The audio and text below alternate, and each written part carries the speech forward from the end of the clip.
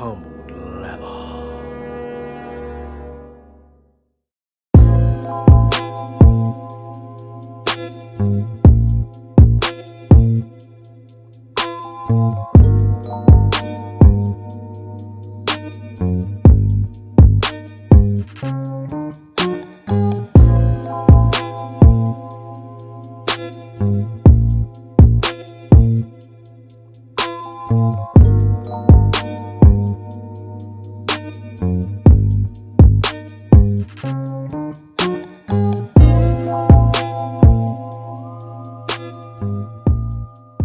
Yo, what's going on, everybody? General 315 back again, another sneaker review video for y'all. And today, man, we got the Jordan 7 Olive Bordeaux joints on deck. Definitely a shoe that I was waiting for quite some time when I knew the shoe was going to release. I really wanted to get this one because I didn't have the original Bordeaux. So this is a close second. I think the shoe is super dope. And I definitely think that everybody should pick it up because it is affordable. I went right into Street Game, which is a store that's here in my city, and I picked these joints up. They were just sitting there. I asked them if they had them. They say, yeah, they're in the back. I said, cool, not sold out. Got them for retail. I think they're $220, but if you go on StockX and GOAT, you could probably get them for like $180 or $190. The resale value on these joints is not very high, so you can definitely get these joints if you like them. I think it's a smooth colorway, definitely nice homage to the original Bordeaux colorway. All right, so before I get started breaking down the shoe, make sure you guys subscribe to the channel, comment down below, let me know what you guys think. Thumbs up the video, share the video with your family and friends, all those good things that everybody else says in their videos. Please do that here. I appreciate you guys jumping on board, whoever's new or whoever's been rocking with me for this whole time. I really appreciate the love, and I will be giving back to y'all very soon. Make sure you guys follow me on Instagram for all the latest and greatest updates. Check out the Reels page. The Reels page is popping. Got a lot of cool shoes up there for you guys to see, so go check that out. And last but not least, follow me in the Discord. The Discord link is in the description. Again, the Discord link's in the description. So if you guys want to know where I get my shoes, follow us in that Discord.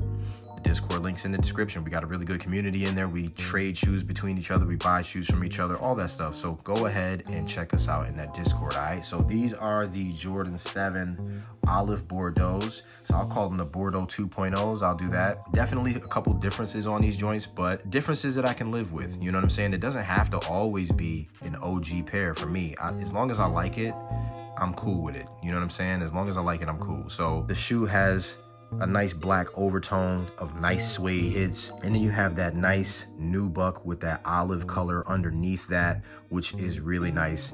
You got some different designs here, not typical of the Jordan 7, but I can live with that. I think that's pretty dope. It looks similar to this, so not bad. The suede quality is good. You got a little design on the back. Now, a lot of people don't like that, but I do.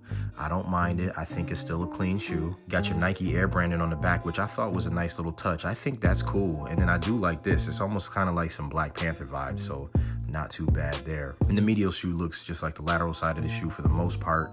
And then the outsole, which is probably one of the dopest outsoles I've ever seen. There you go right there. So let's take a more detailed look real quick, closer look. Here is our toe box. Look at that. Very nice curvature on that toe box. Now, typically with Jordan 7s, because they fit kind of tight, I usually go size 11, but I tried these on and these fit me perfectly. So I had no problems with this. So I guess it just depends on the type of shoe. Maybe it depends on if it's leather. I'm not sure, but I do have the Defining Moments Jordan 7s with the reflective upper, and those fit kind of snug. So I don't know. It is what it is. They're both 10.5s. They just fit differently. I guess it just depends on who's making them at that time. So very dope though. There's some nice nubuck hits right there, and it is a little transitional. Nothing crazy, but it is a little transitional. You probably can't see it on the camera, but it's got a little transition to it. Nubuck suede right here, which does have a pretty decent amount of transition to it. You can probably brush these up and then get them to raise a little more. I did brush these, but then I put them back in the box, so they just kind of been sitting there. But definitely some nice soft nubuck suede right there. I think you guys can see that right there. There you go. There's some transition there for you right there. So very nice stuff on here. Very high quality, good material. I don't know what this design is about right here. It's okay. I mean, I live with it. I like it. I can live with it. It's nothing crazy, but I'm not sure what that represents. not sure. Got that pattern back here that I was talking about, and this pattern is imprinted in that nubuck suede. It's cool, you know what I'm saying? I like the pattern. It's definitely African-esque, I guess, or something like that. It's got some nice vibes to it. I like it a lot. There's our Jumpman right there, stitched very well. Here's our midsole. We got our gold or our mustard flavor, and then we do have our Bordeaux, which I think looks cool. This is probably one of the dopest midsoles I've ever seen. Just in all the Jordans, this is a dope midsole. I can't, you know, you can't get past this. It's dope. Heel of the shoe, you got your Nike Air branding, which is like right there.